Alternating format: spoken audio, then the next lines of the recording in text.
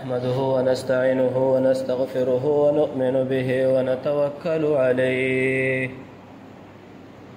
ونعوذ بالله من شرور أنفسنا ومن سيئات أعمالنا من يهده الله فلا مضل له ومن يضلله فلا هادي له ونشهد أن لا إله إلا الله وحده لا شريك له ونشهد أن محمدًا عبده ورسوله أعوذ بالله من الشيطان الرجيم بسم الله الرحمن الرحيم إن الله وملائكته يصلون على النبي يا أيها الذين آمنوا صلوا عليه وسلموا تسليما صباح الرسول بجامع النبي الشريف اللهم صل على محمد وعلى آل محمد كما صليت على إبراهيم وعلى آل إبراهيم إنك حميد مجيد اللهم بارك على محمد وعلى آل محمد كما باركت على إبراهيم وعلى آل إبراهيم إنك حميد مجيد نن می دتا یو اهم موضوع راوړاندې کړی ده چې اذان او اقامت مونږه باندې په معاشره کې دا وګتل په جماعتونو کې مسلمانانو رونه په اذان په اقامت باندې په لا علمۍ کې شور شرابه جنگونه قتلونه دا اوشول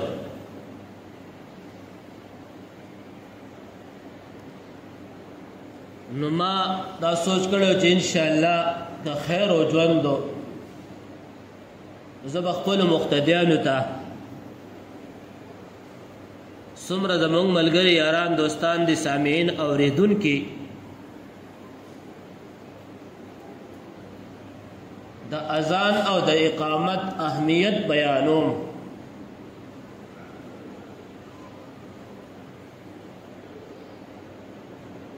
خلاول با تاسو ځان په دې خبره پوهوئ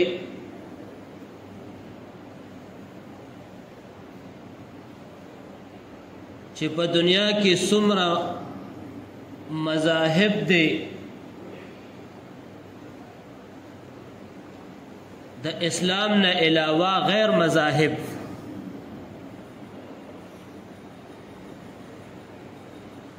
د هغې طریقې کار خپل عباداتو ته رابلل په څه باندې کوي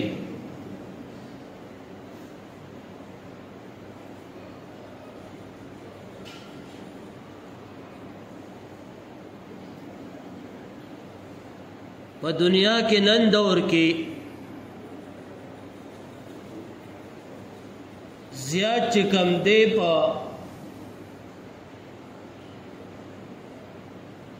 د مال او د دولت د ګرجو په لحاظ سره د ریاستونو په لحاظ سره هغه عیسایت ده نصارا ورته په عربی کې وایي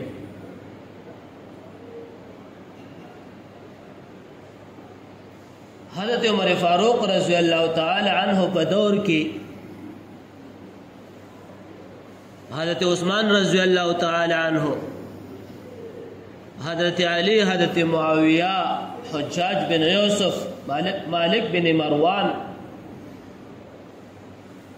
عمر بن عبدالعزیز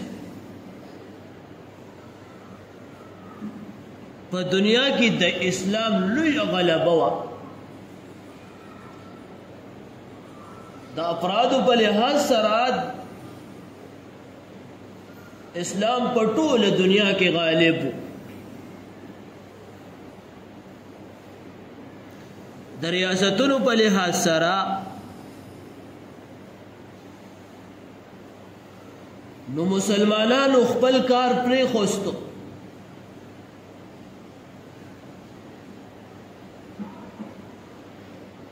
د مسلمانانو چې کوم د پیغمبر طریق عمل وو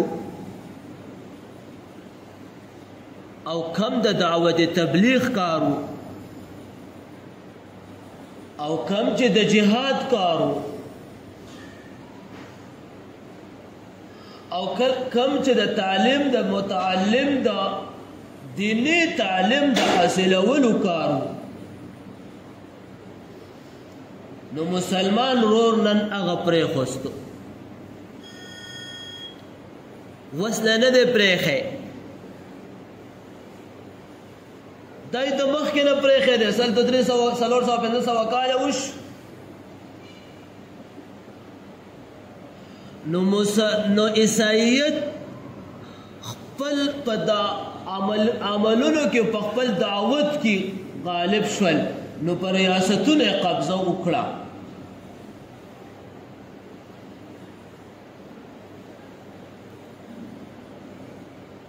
دا یو خبره ده کوم موضوع رانه بل طرف ته ځي.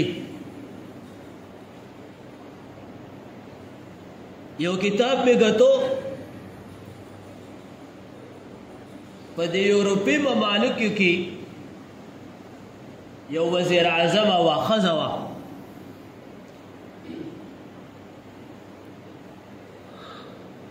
هغې د روس سره ډېره غټه د اسلحې سودا وشوه.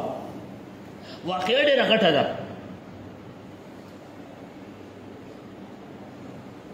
خو زه درته خلاصه د هغې ذکر کوم. رشیا سره چې د هغې د غټې اسلحې سودا وشوه، نو په جمهوریت کې اپوزیشن وي، مخالف. نو مخالف ورته راوچت شو چې دا دې څه وکړل،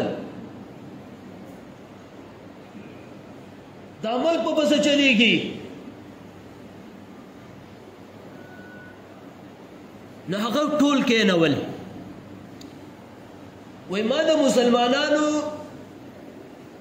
د لیډر، د مسلمانانو د پیغمبر تاریخ ما ګټلی. وای هغه چې د دنیا نه رخصت شو،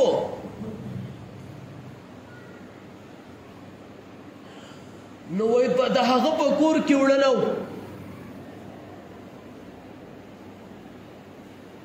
د هغه په کور کې د ترکارۍ سیسټم نه و.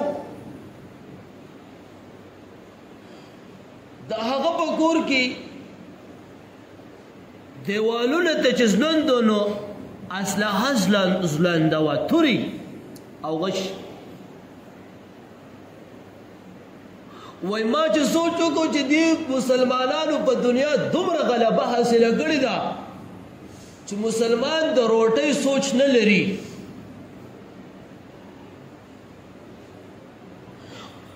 ځان سره آلات برابر ساتي.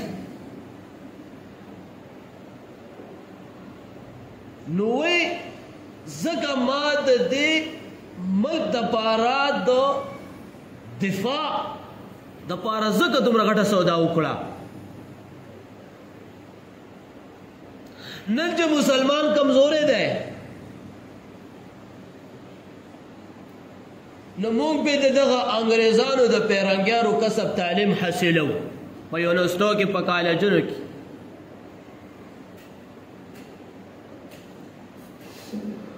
دا به ولې حاصلو؟ دا به د دې لپاره حاصلو چې سبا به زما بچی څه کوي. موږ ته د بچي صرف دا سوچي چې دا به پروفیسر جوړیږي. پسلو کې 98-99% دا سوچ خلق لري. دا به انجینیر جوړیږي، دا به ډاکټر جوړیږي، دا به پایلټ جوړیږي. زموږ مسلمان دا سوچ نه دی کړی چې زما زوی عالم الدین جوړ شي. زه د یونیورسټو او د کالجونو د تعلیم خلاف نه یم.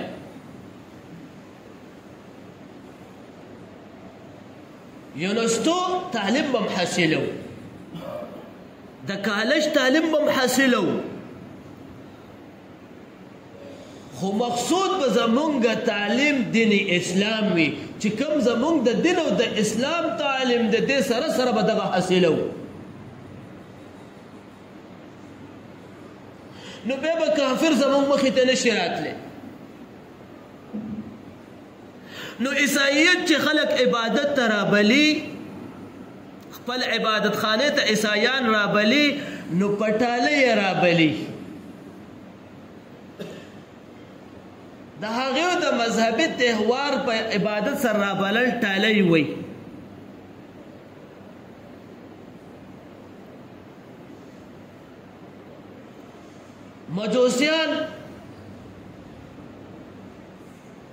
مجوسیان د اور عبادت کوونکي چې څومره دي، هغې چې خپل کسانو عبادت ته رابلي،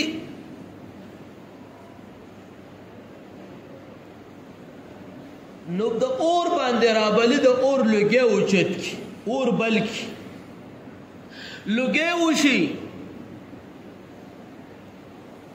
نو د هغې د مذهبي تهوار لوګی دی.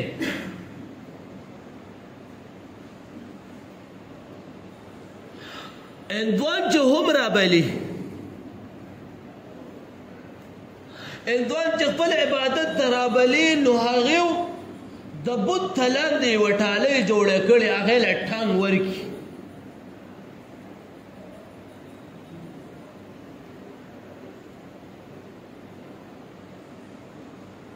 یهودیان چې خپل عبادت خانو ته د عبادت دپاره رابلي، نو هغې هم په اختر کې شپیلی وی. د ویانو د اخکر نه دی، په دې کې شپیلی وی، پونګی وی.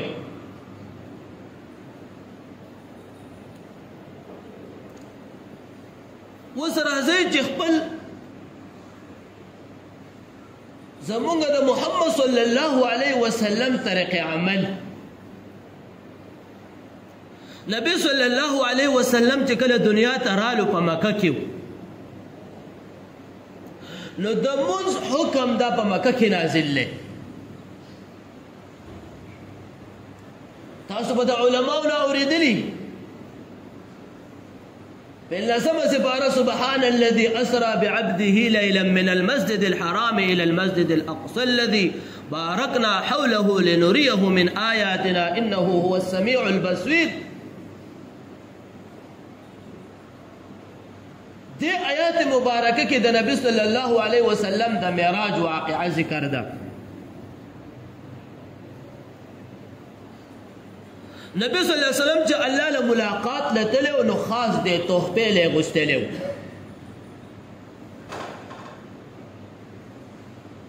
دی ګفټ له غوښتلی او تحفې له غوښتلی و دی چې بره راشه. نور احکامات دنیا ته چې څومره راغلي دي دا په واسطه د جبریل راغلي دي، جبریل علیه السلام. خو مونځ دپاره نبي صلی الله علیه وسلم بل عرش خپل معراج خپل ځان ته یې بللی و. جبریل واسطې هم ته اخوا کړې وه.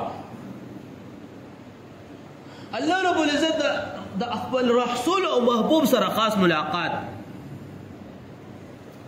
نو دی په مکه کې و نبي صلی الله علیه وسلم. حکم چې کله د منځ رالو نو مونځ به ادا کېدو سحر، ماسپښین، مازدیګر، ماښام، ماسخوتن، 5 وخته، خو بغیر د اذانه. اذان او اقامت په پکې نه و. رسول الله صلی الله علیه وسلم چې کله مدینې ته هجرت وکړو، مسجد قباء چې کله تیار شو، دا د جماعتونو اولنی جماعت ته رسول الله صلی الله علیه وسلم په خپل پدې کې ګلکاری کړی دا حضرت ابو بکر رضی الله تعالی عنہ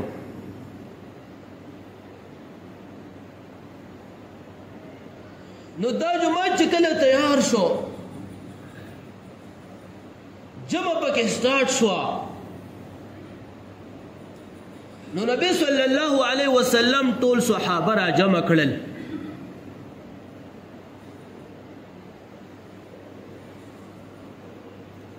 سیرت مصطفی لیکي چې مسجد النبوي کې صحابه را جمع کړل دویم جماعت پسې مسجد النبوي دی او دې جماعت ته د الله د رسول جماعت وایي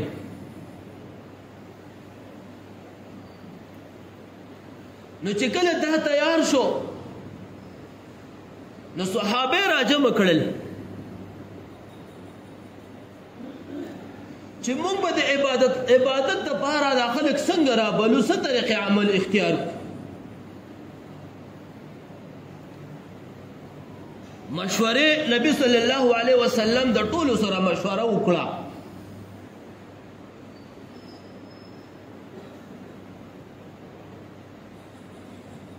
یو کس پکې وی چې د الله رسول اور به بلو او د اور د لګي چې اوچت چې موږ ته په پته لګي جمعه ته عبادت خانه ته برازو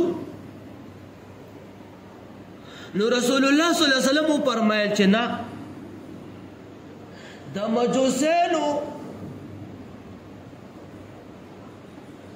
د مجوسیانو عمل په خپل عبادت کې دخل نه ورکو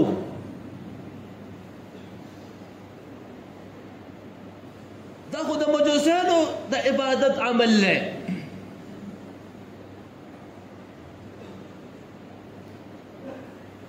ځکه دا سیستم سٹارټو رسول الله صلی الله علیه وسلم سره په ابتدا د اسلام کې چې مسلمانان شوي نو خو څوک یهود مسلمانانو څوک عیسایان مسلمانانو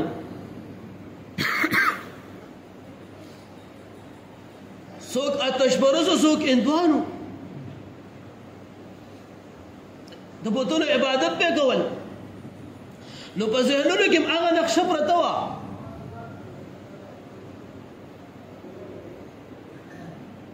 نو چې د کوم ملګری دا مشوره ورکړه کوم صحابي نو رسول الله صلی الله علیه وسلم وویل چې نه دا عمل ټیک نه دی دا خو د مجوسیت عمل په خپل عبادت کې موږ دې له دخل ورکو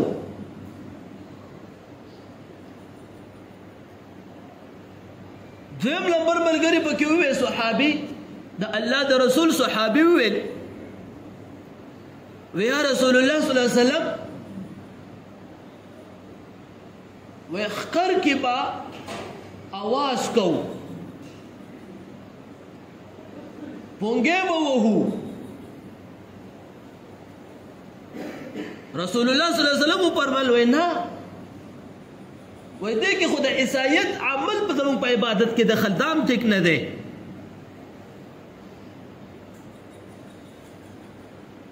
درې ملګری پکې وې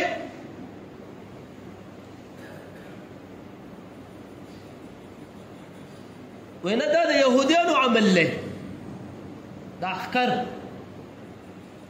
درې ملګری پکې وې رسول الله صلی الله علیه وسلم طالب وو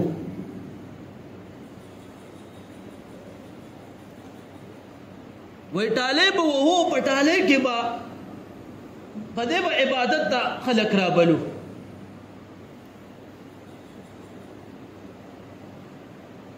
نو رسول الله صلی الله علیه وسلم دا خو د عیسایانو عمل له د عیسایت عمل په خپل عبادت کې مدخل کو نه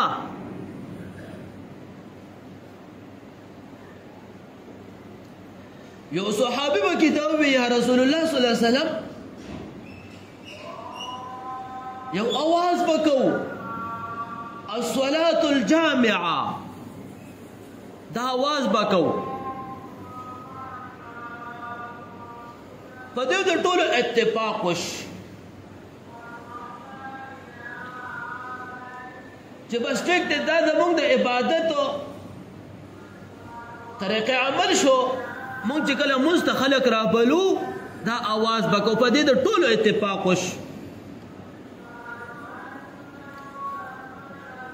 یو صحابي دی عبدالله ابن زید ابن عبدالربیع دی وی چې زما دا سوچ و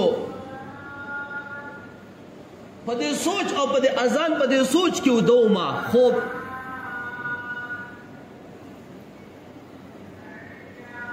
وای د شپې خوب وینم چې بازار ته ووتم چې بازار ته ووتم د یو ملګري سره خوب کې وینم د یو ملګري سره ټالۍ ورسره ده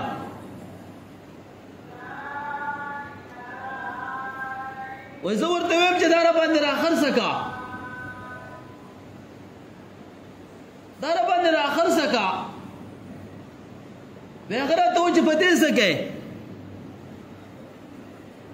وای ما ورته ویل چې موږ په خپل عبادت دپاره خلک رابلو وی هغه راته وایي چې خوښه نه ده چې یو ښایسته طریقې عمل درته وښیم وی ما ویل چې ووایې که نه وی د اذان دا طریقې راته وښوده او د اقامت دا طریقې راته وښوده و چې دی راته وښوده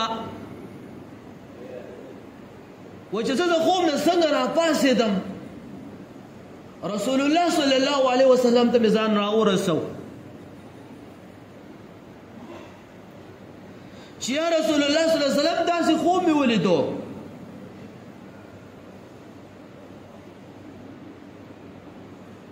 وای رسول الله صلی الله علیه وسلم ته مې چې خوب بیان کو ورته مې ووې دا هر څه مې ورته ووې وای رسول الله صلی الله علیه وسلم راته وویل چې صحیح خوب دې لیدلی دی قد صدقت الرؤیا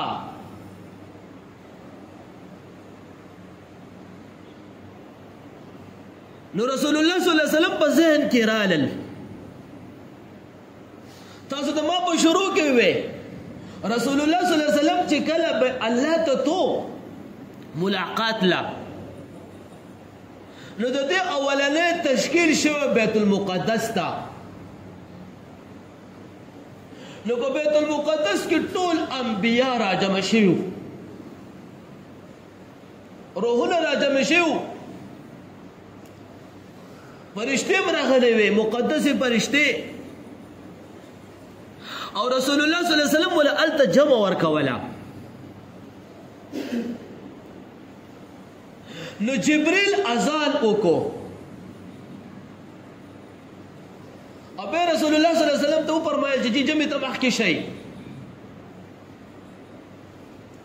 نو رسول الله صلی الله علیه وسلم مونځ ته رامخې ته کړو او جبریل پس اقامت وکړو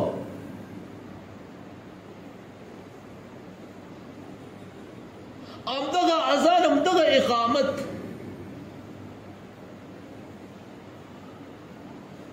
نو نبی صلی الله علیه وسلم ته وفرمایل د صحابه ته عبدالله ابن زید ابن عبدالربیع چې خوب دې صحیح ګټلی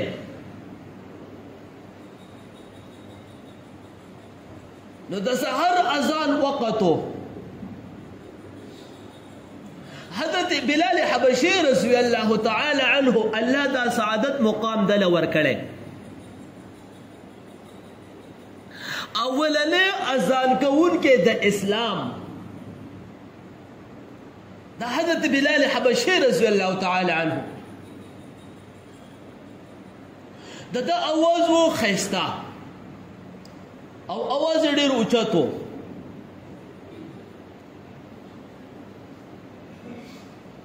نو عبدالله ابن زید ابن عبدالربیع توي چې شابه د بلال سره خوا کې ودرېږه رضی الله تعالی عنهما او دې به تو ته د الباس خیا او دې به په اوچته اواز وای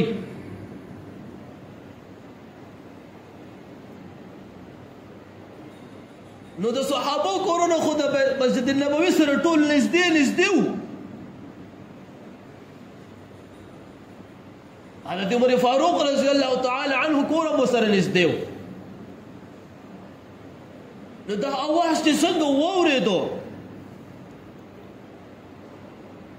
نو صحابو رامنډې کړې. عبدالله ابن حضرت عمر فاروق رضی الله تعالی عنه هم رامنډه کړه. نبی صلی الله علیه وسلم ته فرمایي یا رسول الله صلی الله علیه وسلم رښتونه پیغمبري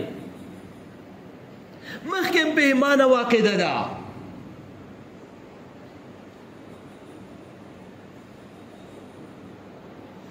الله قرآن کې وایي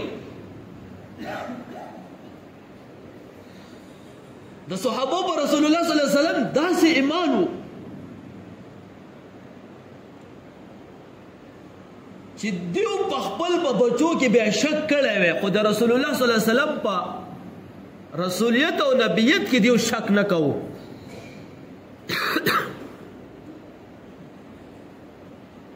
تاسو ته ما یو 15 کال وړاندې ویلو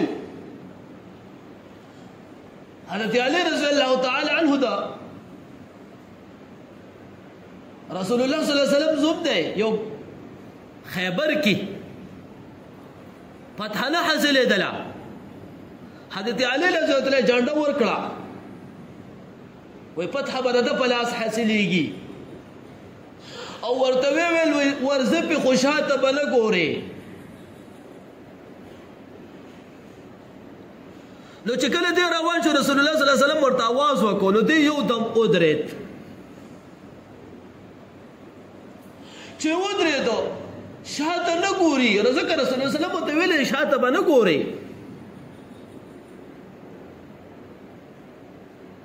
دومره ایمان دی او دومره عقیده ایمان دی چې رسول الله صلی الله علیه وسلم په خبره داسې عمل کوي شاته نه ګوري، مخکې روان دی، خبرې ته ودرېدو، خبره یې واورېده او مخکې لاړ.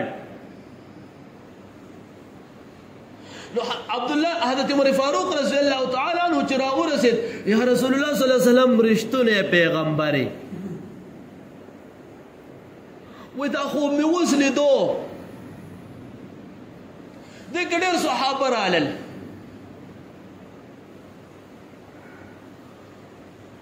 هغې هم یا رسول الله صلی الله علیه وسلم دا خوب اوس موږ لیدو. نو په یو شپه باندې 14 صحابو دا خوب ولید. الله رب العزت ته د اذان او د اقامت طریقې کار وښودو. نو دا اذان او اقامت دا شروع شوی په مدینه کې دی.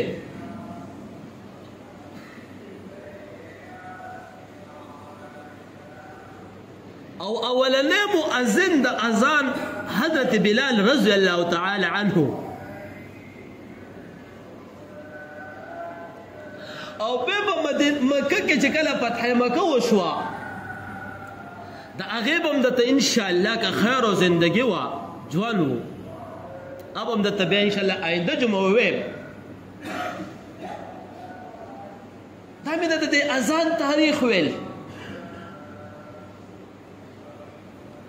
دې کې بلا مسائل لې اذان او د اقامت په دې کې بلا مسائل لې. دا به څوک کوي او په څنګه انداز به کوي، طریقې کار یې څه دی او ثوابونه یې څه دي. نو انشاءالله آینده جمعه که خیر او زندګي و موږ له الله ژوند را نصیب کو نو د دې بیا پر تفصیلي بیان کوو. الله دې موږ له د عمل کولو توفیق را نصیب کړي. واخر دعوانا ان الحمد لله رب العالمين.